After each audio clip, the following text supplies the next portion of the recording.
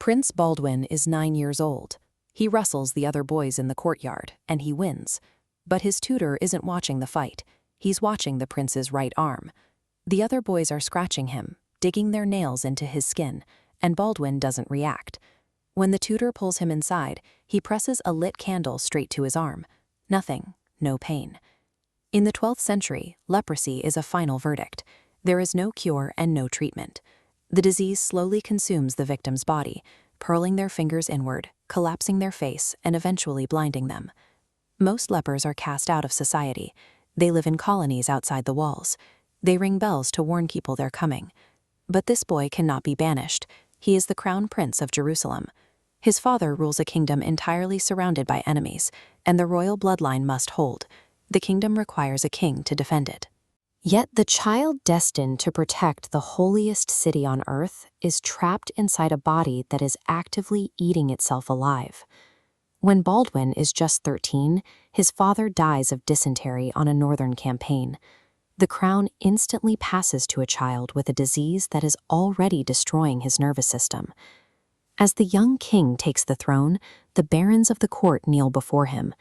Most are calculating their next move. A decaying teenager wearing the crown is a political vacuum. A sick boy on the throne means opportunity. Looking at this vintage map, the Crusader kingdom is a fragile, thin strip pressed against the Mediterranean Sea. Just beyond, a warlord named Saladin is actively unifying Egypt and Syria. His primary objective is taking Jerusalem back. The survival of the Crusader states and the defense against the era's most capable conqueror now rests completely on the deteriorating shoulders of a sick child. By age 16, Baldwin's physical decline is severe. His right arm is so numb he can barely grip the reins of his warhorse. When he rides into battle, a servant has to physically strap his shield to his arm because his fingers could no longer hold it.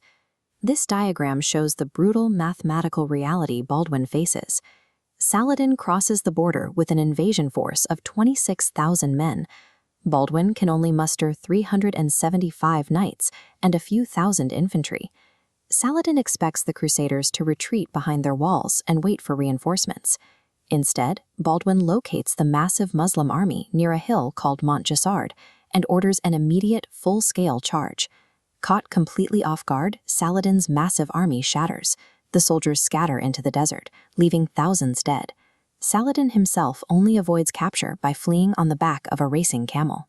Against impossible mathematical odds, the teenage king bypassed his own failing body by utilizing sheer offensive momentum and the element of total surprise to decimate the greatest military force in the region.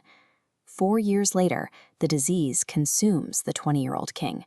His skin cracks open in deep sores, and his legs give out entirely. Servants must carry him into the throne room every morning, his deteriorating face concealed behind a silver mask. While Saladin rebuilds his army, Baldwin's court tears itself apart.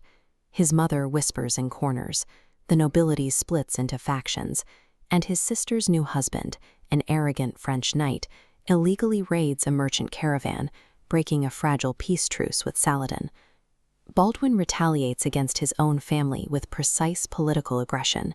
He publicly humiliates the French knight, strips him of his authority, and appoints a steady, unambitious lord from the northern territories to act as his regent. He can no longer walk, but his political mind is razor-sharp. He actively holds a fractured, rebellious kingdom together, proving that his most difficult battles are fought right from his chair. At age 21, Baldwin faces another massive invasion. Sensing the new regent's extreme caution, Saladin marches north and lays siege to a key stone fortress near the Sea of Galilee. Hearing that the fortress is crumbling, Baldwin snaps. He cannot walk, and he cannot hold a weapon. Yet he orders his army to march, demanding his servants carry him directly to the front lines on a stretcher. When Saladin sees the banners of Jerusalem approaching, he issues an immediate order to withdraw. He refuses to fight Baldwin again. A crippled man on a litter possesses such an intimidating tactical aura that he forces the most powerful warlord in the Middle East to turn around and walk away without a single sword being swung. By age 22, the light is entirely gone. the king rules Jerusalem in total darkness.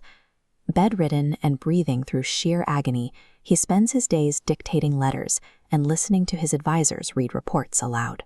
Knowing his incompetent brother-in-law is waiting to seize power, Baldwin executes one final, desperate maneuver. He crowns his sister's infant son as his co-king. He gathers the barons and forces them to swear their loyalty to the child.